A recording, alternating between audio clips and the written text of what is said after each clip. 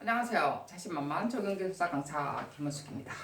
자, 오늘 우리가 그 포스트 모더니즘, 그리고 뉴 어버니즘 하면서 그리고 뉴 어버니즘 도시 재생 하면서 도시의 어떠한 개념들 설명에 관한 내용들은요. 오늘로서 제가 마감을 좀 지으려고 합니다. 자, 이 내용들은 전부 다 도시 우리가 설계하는 데 있어 가지고 접근 방법 중에 하나라고 제가 설명을 드리고 있죠. 자, 여러분 이런 것은 다 이거 뭐에 쓰냐 라는 말도 할 수가 있겠죠. 어디다 쓰냐, 우리 말 그대로 경상도 말로 이거 어디다 쓰냐 라는 말을 쓰죠. 그죠? 그렇지만 이런 것을 다 알아놓고 다 하나하나 머릿속에 이제 넣어놓으면은 말 그대로 여러분들이 용어를 쓰고 그 다음에 논술을 쓰는데 어떤 맥락을 가지고 쓰느냐에 따라서 굉장히 중요한 한 부분들을 차지합니다.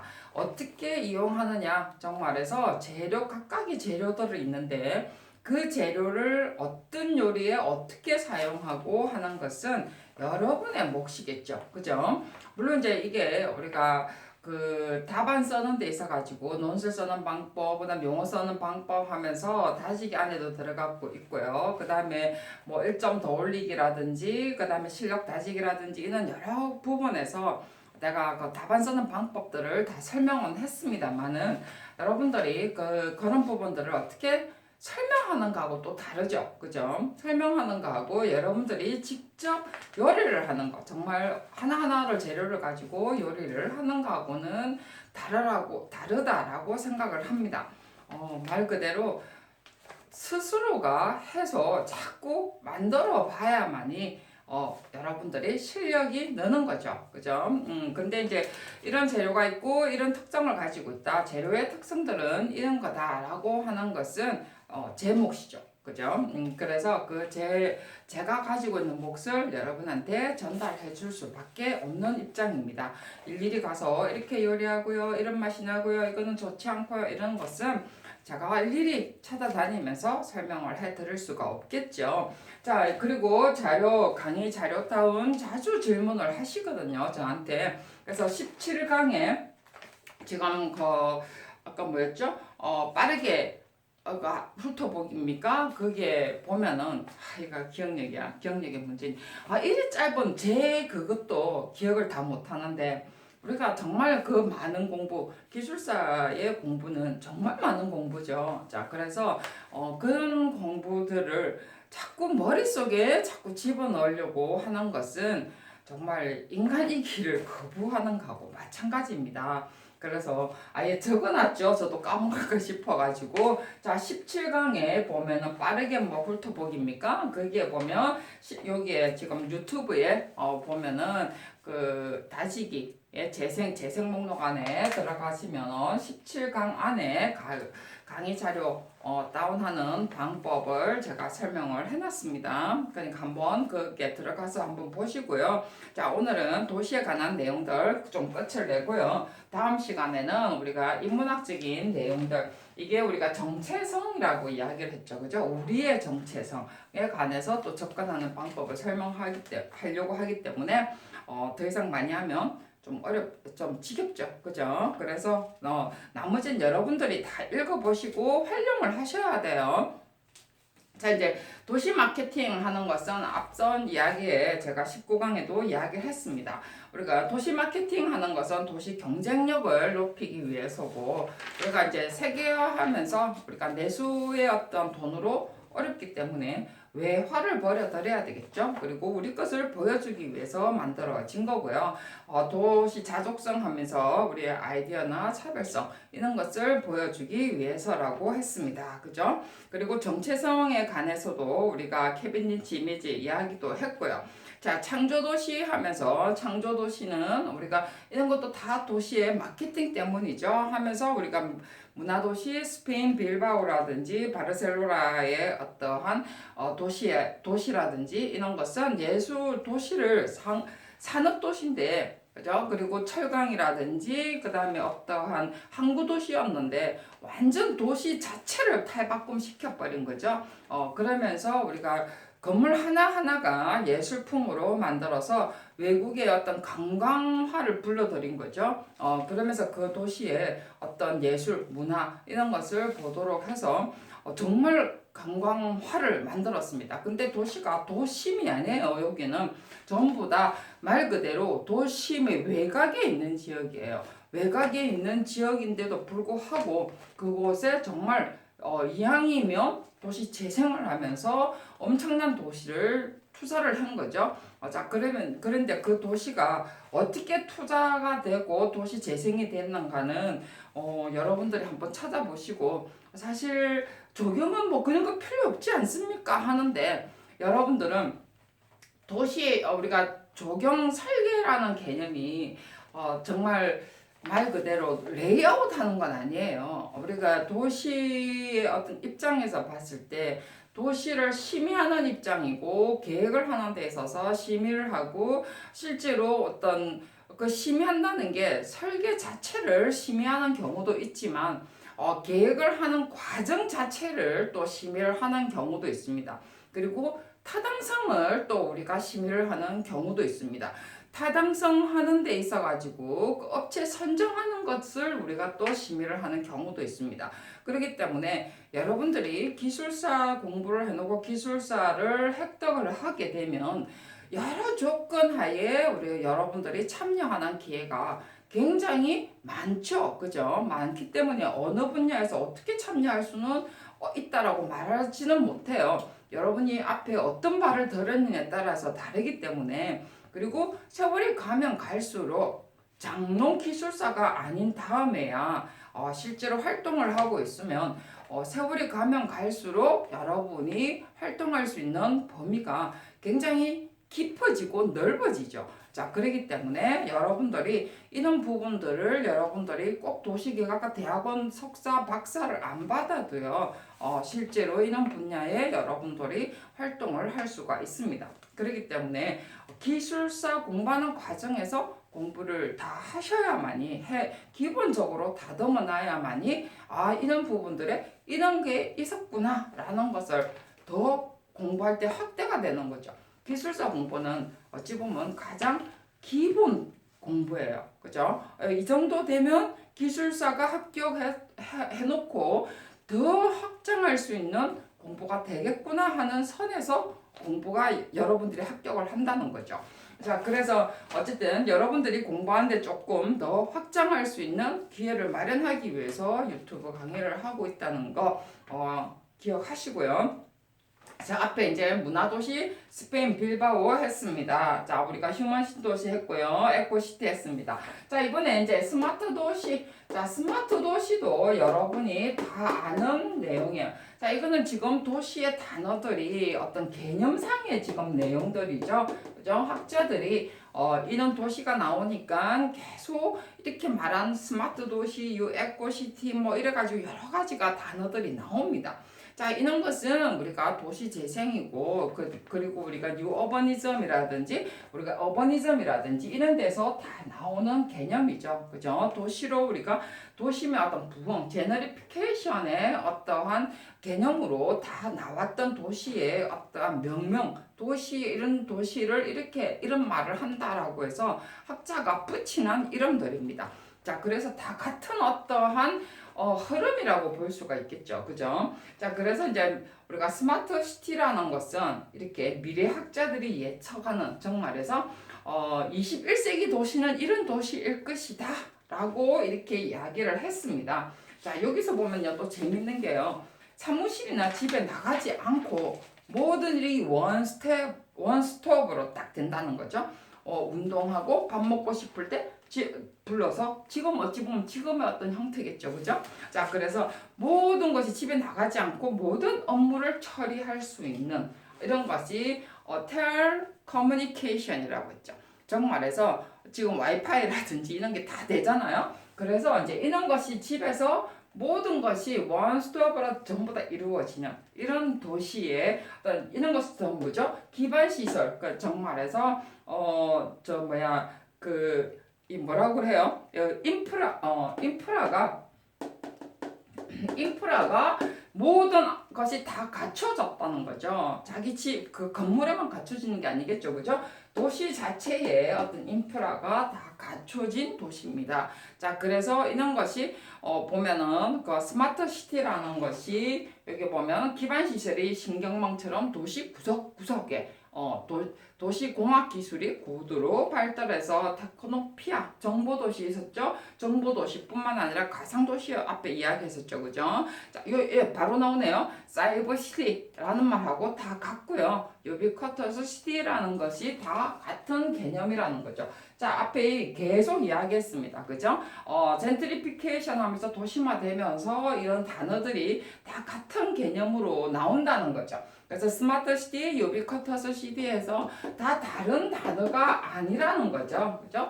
다 어떤 학자마다 조금씩의 차이는 있지만 IT가 기반으로 해서 우리가 IT가 인프라로 다 깔려서 만들어져 있는 도시를 말한다라는 거죠.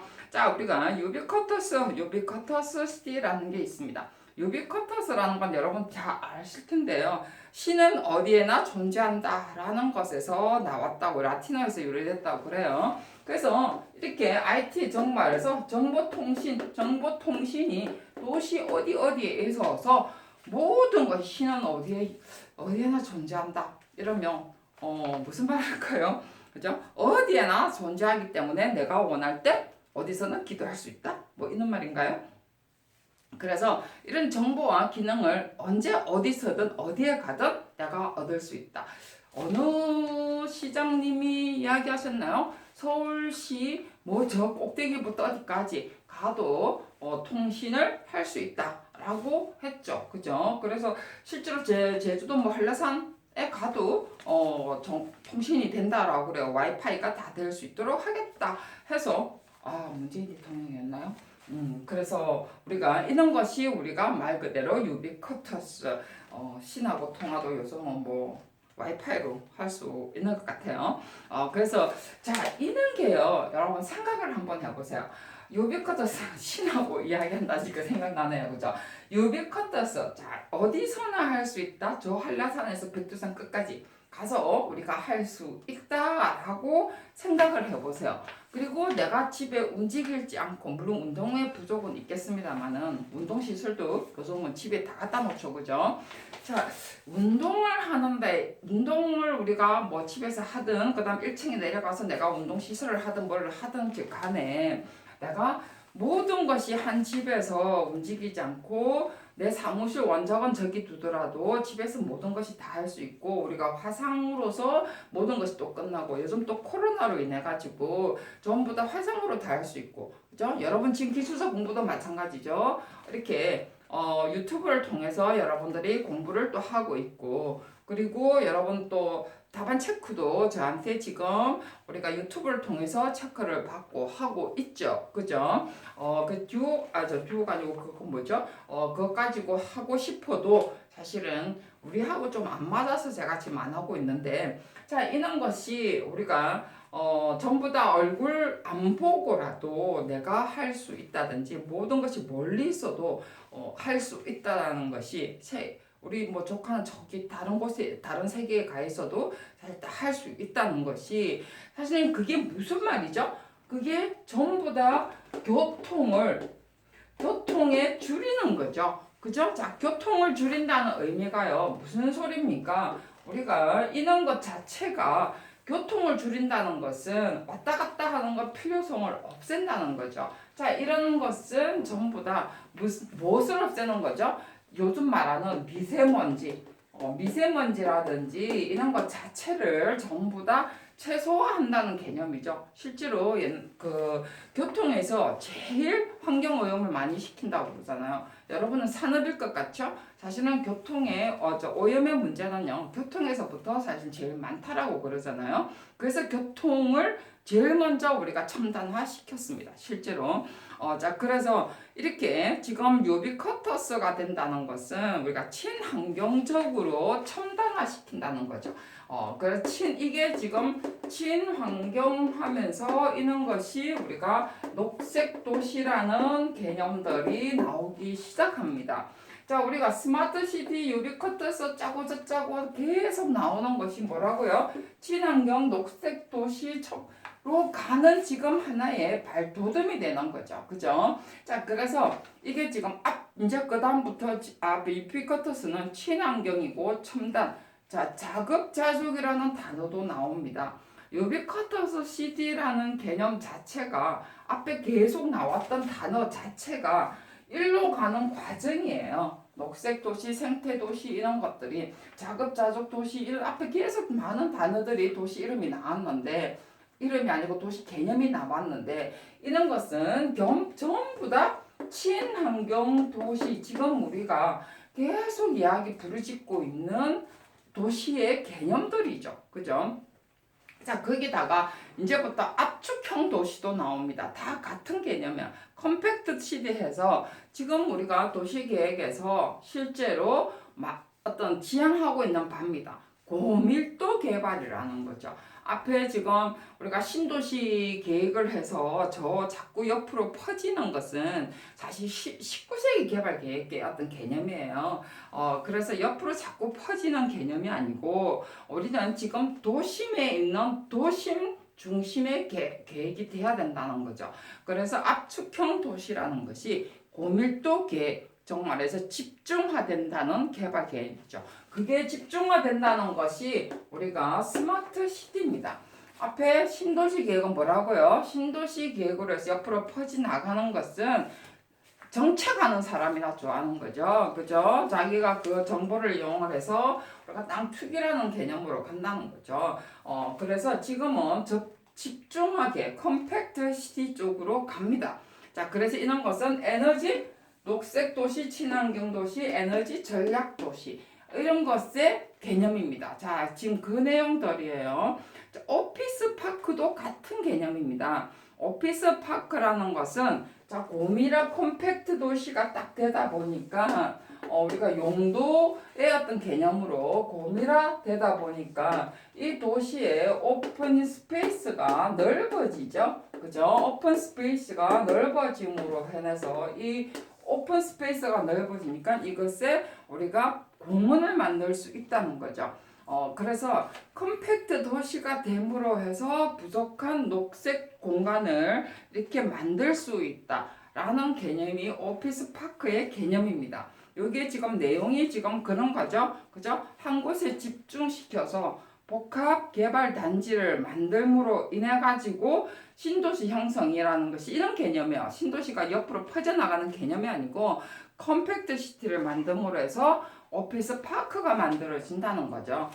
그 다음에 이제 회랑도시가 나오는데, 자, 회랑도시, 자, 오피스 파크 놓고, 자, 회랑도시는요, 지금 우리가 광명이 아니고, 지금 그 분당 쪽, 분당도 아니고, 저 어디죠? 그곳에 지금 어떤 회랑도시다라고 해놨는데, 사실 정확하게 회랑도시의 개념은 아니에요.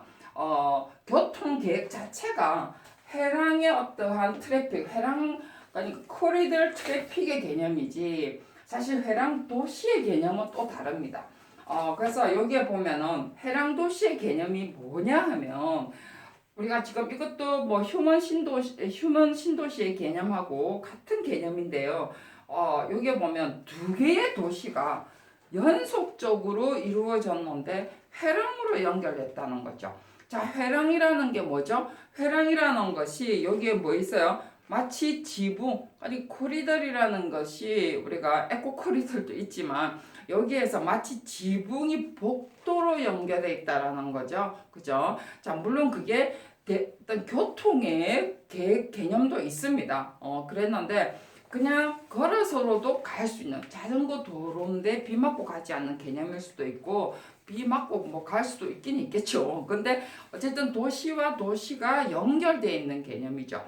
그래서 이게 우리가 회랑의 어떤 도시의 계획입니다.